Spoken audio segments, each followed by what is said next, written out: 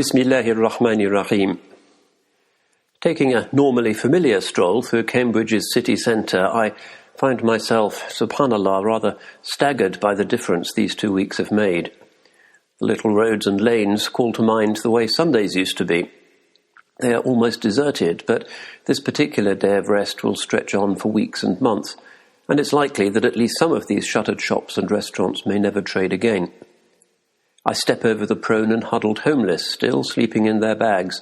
This most dismal sight seems to be the only one which has remained unchanged. At the chemist's shop, a perspex shield protects the pharmacist not only from deadly coughs and sneezes, but also from insults.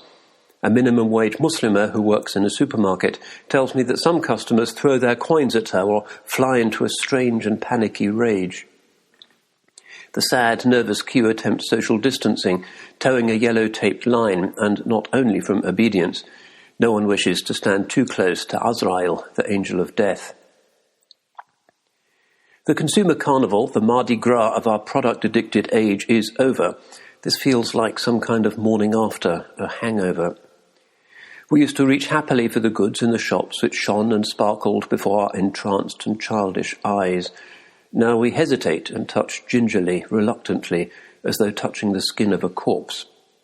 I press the keys on the ATM, wondering if my hands, instruments of so much heedless taking in past years, are now carriers of my own demise. A £20 note, the most recent banknote to be plasticized, may be a filthy lucre which can kill us. We want to sanitize it. The thrill of wealth is over. The world is fasting in a certain way. This is an imsak of capitalism, whose Belshazzar's feast has abruptly broken up. As for the daytime visitor to the stunned city centre, much is off limits. As a Ramadan hadith tells us, the devils are chained, sufidati shayateen. The wary shoppers are interested not in nice things, but in survival. Old habits of absent-minded browsing seem absurd. Our Prime Minister, bearing his hedonist soul, has closed the bookshops but kept the off-licenses open, but even they do not seem to be busy. Many people are polite and caring, but everyone is chastened, subdued, sober, watchful. Of course, this sudden crash is falling differently upon different heads. For the old, my absent-minded sneeze may bring a terrible death. For the young men who are standing together and laughing, waiting for their bus, the risk seems trivial, and what young blade worth his salt shuns a risk? This game of Russian roulette that they play every day is new and edgy, and they feel immortal, blithely confident that they at least will be standing for the same bus next year. So heaven has given us to live in interesting times. We are entering the gravest global crisis in many decades, and it's right for Muslims to reflect, taking advantage of these newly long and quiet days. But before we do so, let us self-quarantine from the panicky and sensational media. Let us click away and block up our ears against the second-rate fumbling politicians. Let us look from our windows upon the eerie emptiness of the streets and consider what God might mean by this. Even the atheist brain knows ours for a time of hubris. We madly ravage and violate nature and walk upon the moon. Every other species cringes from us as ecosystems die. Our gamed financial system is increasingly parasitical upon the poor. From our human perspective, COVID-19 is an infection which disorders our world. But seen from the world's perspective, humanity itself has, over the past age, become a still more deadly disease. Like a fungus or a hookworm, we suck the blood of the host, multiplying insanely until the ecosystem itself, the planet which we vampirize, starts to sicken and die. Bani Adam, released from the natural restraints urged by religion, has itself become a disease in its planning and its wisdom, no more intelligent than a microbe. We have become a Qarun virus. And now God's world is paying us back with this invisible miasma which makes us afraid even to inhale. Putin and Trump, masters of nuclear arsenals, are staggering back from its influence, discovering perhaps the Naqshbandi rule of khush dardam, mindfulness in every breath. So small an enemy to have overthrown our world, too tiny to see, the corona literally a crown, this microscopic flimsy protein, this almost nothing, is now king of the world. In this divine irony, we remember old fables of the mouse and the elephant genre. The Holy Prophet, whose entire message is a challenge to love of dunya and fear of death, was born in the year of the elephant. How often we repeat that surah as though it were a nursery rhyme. But Abraha the tyrant remains a perennial symbol of the arrogance which seeks to displace the things of God. The Seerah writers tell us that the birds which rained clay pellets upon him and his army also brought a disease, so that their flesh started to rot on their bones while they still lived. It was a kind of terrible Ebola eating them alive. فَجَعَلَهُمْ كَأَصْفٍ مَأْكُولٍ.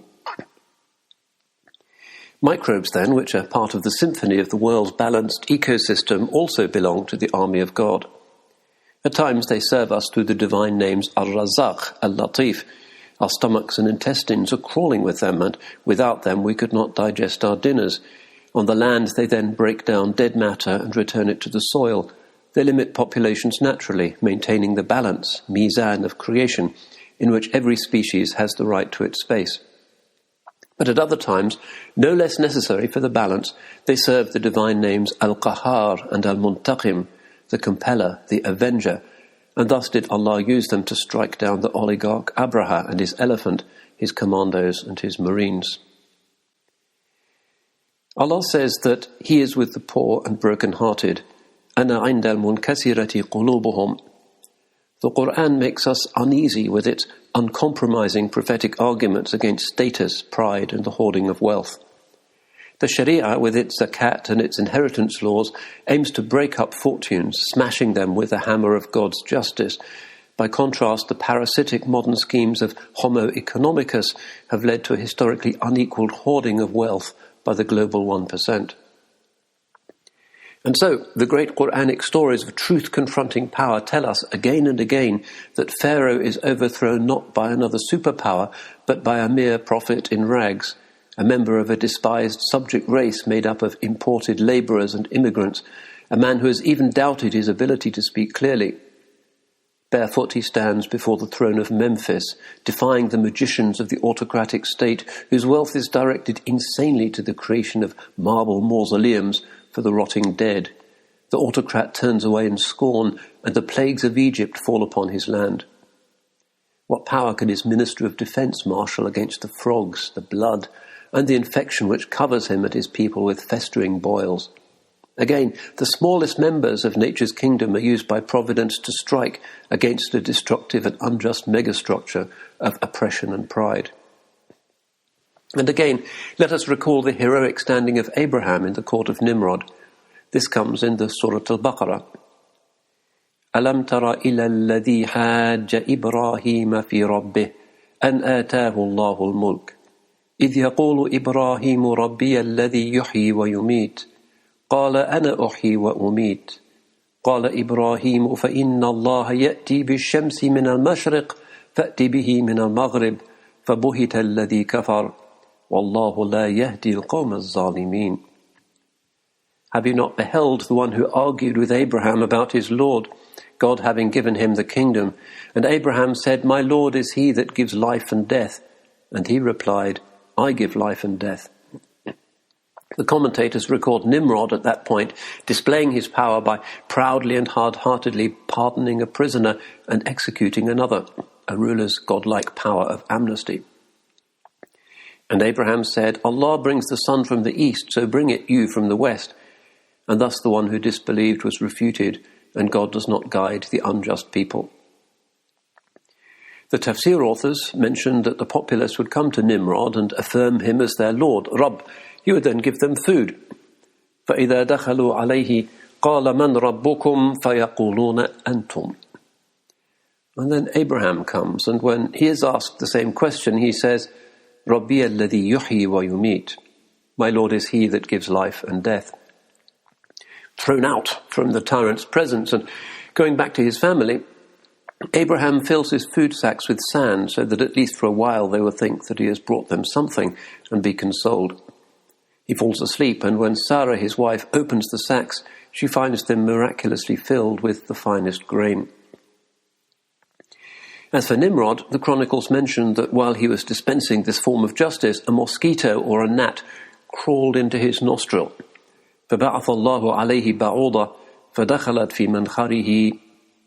It bit him, and this caused him such excruciating torment that he started to hit the walls of his palace with his head until, after years of pain, he died. The point, of course, is, again, that the smallest creatures can overthrow the proudest human hubris. And in our time, it is the virus that wears the crown and the mighty who are helpless and humbled. Look at the politicians across Europe who have persecuted the honourable traditions of Islam. It is they now who are forced to wear the niqab. Plague and pestilence are nothing new or surprising for Islam. Look in our texts and we find that waba, defined as an epidemic, and i'ada as contagion, and medieval Islam knew perfectly well that the result could be a massacre. Ibn Battuta, describing the Black Death in Cairo, records that 20,000 people a day were dying, and the imams would cry out, "Shahada, Shahada." The reference, no doubt, was to the Bukhari hadith that says that those who stay in a plague-stricken land, reckoning that nothing can befall them save Allah's decree, will receive a reward equal to that of martyrs.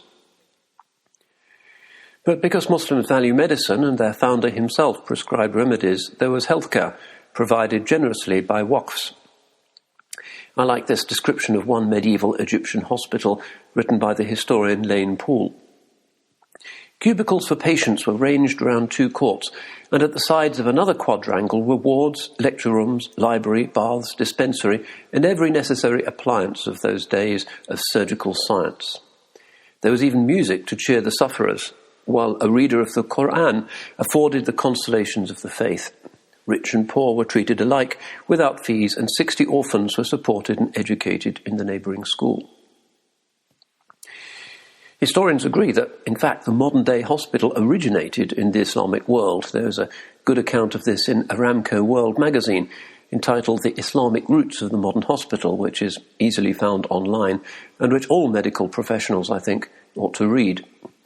The article begins with a quote from the Waqfiyah, the founding document of the hospital of Sultan Qalawun. "The hospital shall keep all patients, men and women, until they are completely recovered. All costs are to be borne by the hospital, whether the people come from afar or near, whether they are residents or foreigners, strong or weak, low or high, rich or poor, employed or unemployed, blind or sighted, physically or mentally ill, learned or illiterate. There are no conditions of consideration and payment. None is objected to or even indirectly hinted at for non-payment. The entire service is through the magnificence of God, Allah, the Generous." The hospital, then, the Dar Shifa or Bimaristan, is one of Islam's gifts to the West, emerging from a culture in which compassion but also medical professionalism were highly valued. So much overlap and commonality between the influencer and the influenced. And yet that culture differed from our own in one key respect. Pre-modern Muslim medics and ulama who thought about contagion assumed a social world in which human expectations from life and dunya were modest. Terrors about death and a love of abundance are more the sunnah of Nimrod and Pharaoh. They are the way of Abu Jahl, not that of the seal of the messengers. As the poets say, they reflect the materialism of the donkey, not of the Jesus who rides it. Our modern attitudes to death are very unrealistic, evasive and stressful. Atheist beliefs, which of themselves spread like a virus thanks to the unclean matter which has accumulated in our hearts, persuade many that clinical death is the end of ourselves. As the Qur'an describes such people, وَقَالُوا مَا هِيَ إِلَّا حَيَاتُنَا الدُّنْيَا نَمُوتُ وَنَحْيَا وَمَا يُهْلِكُنَا إِلَّا الدَّهْرِ. This is in Surah Al-Jathiyah. It means, they say it is only our life of this world. We were dead and we live, and only time kills us. Such people are tragically terrified of death. In fact, this forms the major terrorism which dismays humanity in our age, the wicked threat of a meaningless and eternal nothingness. In the old Arabia, the Jahili Arabs had no confidence in life after death, but the man of praise, in his saddest moment of confronting them, was told, وَلَلْآخِرَةُ خَيْرٌ لَكَ مِنَ الْأُولَى. The next world shall be better for you than this. And in Surah Al-A'la, بَلْ تُؤْثِرُونَ الْحَيَاةَ الدُّنْيَا وَالْآخِرَةُ خَيْرٌ وَأَبْقَى. You prefer this worldly life, but the next life is better and more permanent. Death is a normal and natural part of our frail human reality, and its decree proceeds from an inexorable divine name, Al-Mumit, the Slayer. Pre-modern humanity saw it on every hand and knew how to cope. Rituals helped a good deal, but even more healing was the awareness of the divine wisdom and mercy. So the man of praise said, remarkably, Tuhfatul mu'min al-maut. The precious gift to the believer is death, because he or she moves on from this disappointing world to the world of pure mercy and meaning. True, the Holy Prophet also tells us not to hope for death. La yatamanna ahadukum al-maut. Let none of you hope for death, for our ending is to be by his decree, not our preference. We simply accept it calmly as an entire expression of the divine wisdom. This is one reason, no doubt, why believers enjoy better mental health outcomes than atheists. A 2013 Daily Telegraph article noting the intrinsicality of religious belief to human beings proposed that atheism itself should be classed as a mental illness. But it is a widespread infection with ugly psychological symptoms, and in modern Britain this is showing. The monstrous cruelty of atheist beliefs is revealed never more sharply than by the suffering of relatives as they receive the news that a loved one has died in an ICU. A void replaces a soul. There are no timeless rituals. There is not the glimmering of hope. Our British Muslim heritage offers much inspiration here. Its story begins with Abdallah Quilliam's heroic community in 19th century Liverpool, in a rough time and place where hostility and threats were even more widespread than they are today. But Quilliam believed in traditional Islam, and the spirit of what he called Islamic resignation runs like a leitmotif throughout his writings. For instance, he writes his characteristic poem, The Last Journey. When the clouds are dark and dreary, at the close of mortal way, when with faltering footsteps weary, I am going home to stay, evermore to stay. Then I think of loved ones parted from me now full many a day, and I feel quite blithe-hearted, I am going home to stay, evermore to stay. Absence makes the heart grow fonder, at least so the poets say, and there'll be no parting yonder, I am going home to stay, evermore to stay. Though alone the path I travel, though my mortal powers decay, my feet tread upon sure gravel, I am going home to stay, evermore to stay. Be it late or be it early, comes the call I must obey. Cheerfully I'll meet it fairly, I am going home to stay, evermore to stay. Another author of that early age of our community was Amherst Thiessen. I like his poem on the Holy Prophet and Hazrat Abu Bakr as they sheltered in the cave from the murderous Qurayshi gangs attempting to prevent the hijrah by murdering them. The poem takes its cue from the Qur'anic record. ثاني اثنين إذ هما في الغار إذ يقول لصاحبه لا تحزن إن الله معنا. The second of the two, when they were in the cave, when he said to his companion, do not be sad, Allah is with us. Will he we live, no mortal power can take our lives away. Will he we die, to him we pass, no need to feel dismay. O may we thus through life's rough voyage with all its tempests cope, make God the rock whereon we cast the anchor of our hope. Come weal, to him we give the praise, come woe, on him we rest. In death is bliss to hearts assured, whate'er he sends is best. For Thiessen and for the forerunners of our British Muslim community, Islam is quintessentially the religion of submission, not only to God's Amr Taklifi, the commandments of Sharia, but his Amr Takwini, his command which shapes every event in the world, including the command which says that we must die. Ours is preeminently and proudly the religion of tawakkul, of rida, of taslim. Thus the wali, the truly Muslim person, is of those whom la khawfun alayhim wa la hum yahzanun. They fear not, neither do they sorrow. For God has commanded us to say, لَن يُصِيبَنَا إِلَّا مَا كَتَبَ اللَّهُ لَنَا. Nothing will afflict us other than what God has written for us. So we mourn our dead, and this is a natural and a healing reflex, and we believe in medicine, but we do not panic. Death is a natural part of the glorious system of God's universe, with its cycles of birth, growth, flourishing, fertility, and death, a creation which contains jalal as well as jamal, rigor as well as beauty. As Ibrahim Haqqi, the Turkish poet, writes, What comes from thee is good for me, the rose's blossom or the rose's thorn. A robe of honour or my deathly shroud, good is thy gentleness, good is thy rigour.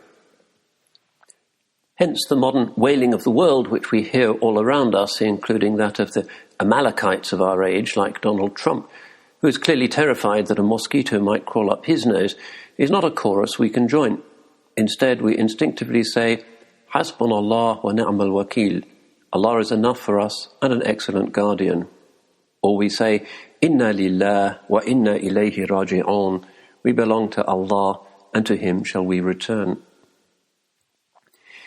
Many years ago, I used to ride shared taxis which hurtled alarmingly between the cities of Jeddah and Medina. They were usually ramshackle conveyances, packed with Yemeni workers, and on a number of occasions, we narrowly escaped the angel of death. I remember one night with a driver pushing 150 kilometres per hour on the clock, a herd of camels suddenly ran across the motorway in front of us. With perhaps a 10% chance of survival, the driver reacted instantaneously, steering us through a narrow gap between the stampeding animals, and we lived. Ya Allah, said all the passengers as death suddenly rushed towards us, and then, Subhanallah. Afterwards, the event seemed hardly significant. Shortly afterwards, stopping at a Saudi motorway service station, I saw an old man sitting on the concrete selling framed Quranic calligraphy. He had only one text, Kullu nafsin dha'iqatul maut. Every soul shall taste of death. He would not do good business at a welcome break on the M15, I think. But for Muslims, death is simply another aspect of the human experience, a decree from His wisdom, its manner and time determined by the best of judges. The current khawf and huzn, this epidemic of fear and sorrow which are paralysing our supposedly blasé and sophisticated world, are not only about death, however, but about the frailty, the precariousness of dunya as well. The FTSE All-Share Index has dropped through the floor, 35% in the red and counting. Unemployment is growing 10 times as fast as it did after the 2008 financial crisis. Businesses are folding and dying. The poor and helpless on 0 hours contracts and gig economy jobs are already facing hunger. This will fall heavily on our community. Tandoori restaurants and taxi businesses are very vulnerable. Failed asylum seekers and the visa-less can even be denied healthcare. As usual, the weakest and the poorest suffer most. But this is Ishmael's fate. We live on the wrong side of the Gaza wall. Again, we reflect that in an age of spiralling inequalities and titanic arrogance, God is always with the weak, the hungry and the despised. The Holy Prophet himself prayed to be resurrected among the destitute. We need our basics from dunya. We have the right to our qut, our daily bread, but the mad love of consumption which has become modern man's lethal addiction is hateful to heaven. The Qur'an says, اعلموا أنما الحياة الدنيا لعب ولهو وزينة وتفاخر بينكم وما الحياة الدنيا إلا متاع غرور. Know that the life of this world is only a game and a play and adornment and boasting among you, and the life of this world is only the enjoyment of beguilement. Our product addiction is murdering Mother Earth, hence our idea that humanity is itself a disease, killing its planetary host. We are all the Qarun virus. But it is killing our souls and our societies as well. The believer is not much given to shopping, although she or he takes pleasure in treating guests well. The Holy Prophet's home was so simple that his door was not made of wood, but of a simple length of sackcloth. Kun fi dunya ka'annaka gharib aw abir as-sabil, he says. Be in this world as though a stranger or a traveller. So the believer in isolation is further from dunya. There is a detachment, and he revives some of the key benefits of khalwa or uzla, remembering the possibility of experiencing clear-heartedness when distractions and worldly pleasures are at arm's length. The Blessed Virgin saw the angel when she was on her own in the desert, and the same angel came to the best of creation when he was alone, yatahannath, in the cave of Hira.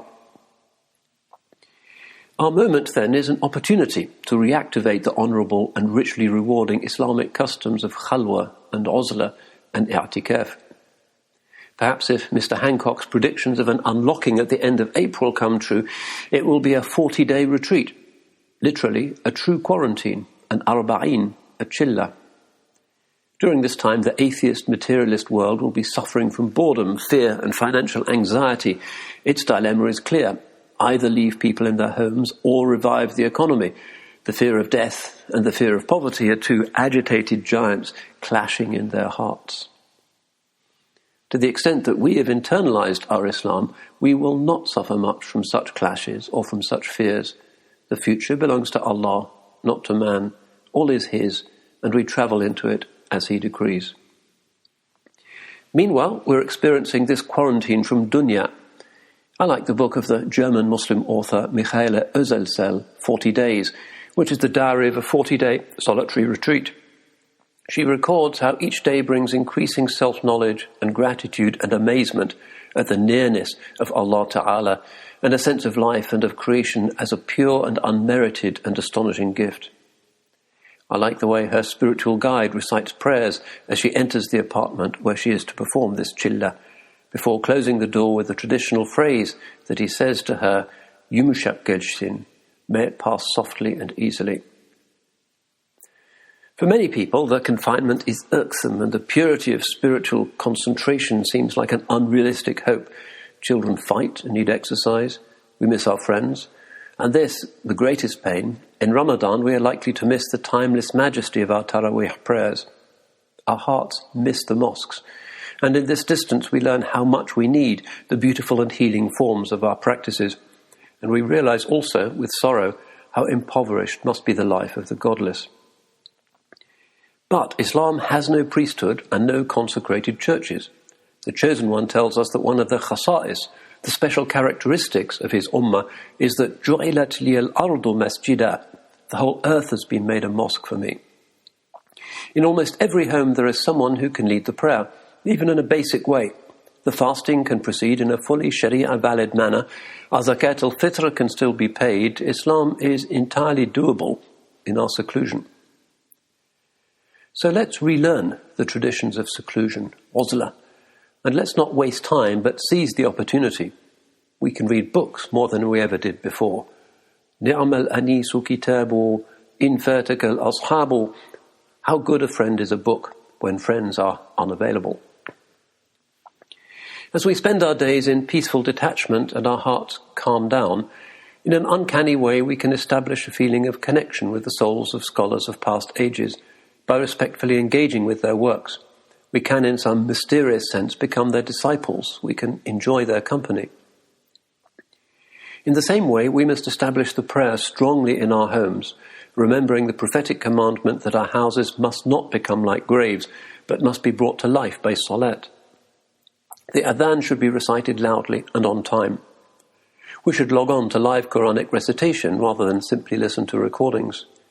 We can take online Islamic classes and systematically learn things we should have known long ago, especially the basic obligations, fard a'yan. This can be a lifetime opportunity to increase in ilm, to catch up on what we should have done before, and to taste the unique blessings of increased amal. In times of fitna, particularly amid the seditions and sorrows of the end times, the prophetic instruction is firstly to break your swords, وَاضْرِبُوا بِسُيُوفِكُمُ الْحِجَارَةِ, and to become like a piece of furniture in your house. كُنْ حِلْسًا مِنْ أَحْلَاسِ بَيْتِكَ. The intention should be to avoid the distractions of the tumultuous outside world. In many countries, for instance, the temptations of the treacherous glance in the underdressed summer months, the risks of improper conversations, of backbiting and slander, or pointless shopping expeditions and extravagant restaurant meals. But our imams, including Imam al-Ghazali, emphasize that the intention must primarily be to keep others safe from our own evils, not to be safe from theirs. By self-isolating, we avoid infecting other people with our bad habits and our poor adab. We now inflict less harm upon the world. So we ask Allah, perhaps on the night of the middle of Sha'ban itself, that this opportunity for retreat be for us a blessed time of sabr and of shukr, of tawakkul and taslim, and that He decree a blessed outcome. We were all running too fast after dunya, and we need to stop and draw breath for a while. May we enter Ramadan, therefore, in a calm and well-prepared state of prayer and attentiveness to our duties and to the presence of Allah Ta'ala. May it be the best Ramadan of our lives, free of laziness and full of constructive family love, forgiveness, prayer, and the gaining of knowledge. May this self-isolation end, as Ramadan always ends, not with a sense of release, but with a sense that a spiritual and special time has been experienced and will be missed. And we will pray too for mercy upon our dead, and for greater taqwa in our hearts. And we will pray that the mighty will be humbled, that the dead hand of materialism will be lifted from a frantic and greedy and stressed Bani Adam, and that this will be a time of reflection and return to haqq, not only for the Ummah but for all of humanity, which has suffered from its own sins for too long and craves the merciful, guiding restoration of its heart by the grace of heaven. Barakallahu fikum, wal-afu minkum, wassalamu alaykum wa rahmatullah. Support the next generation of Muslim thinkers by donating today at cambridgemuslimcollege.ac.uk.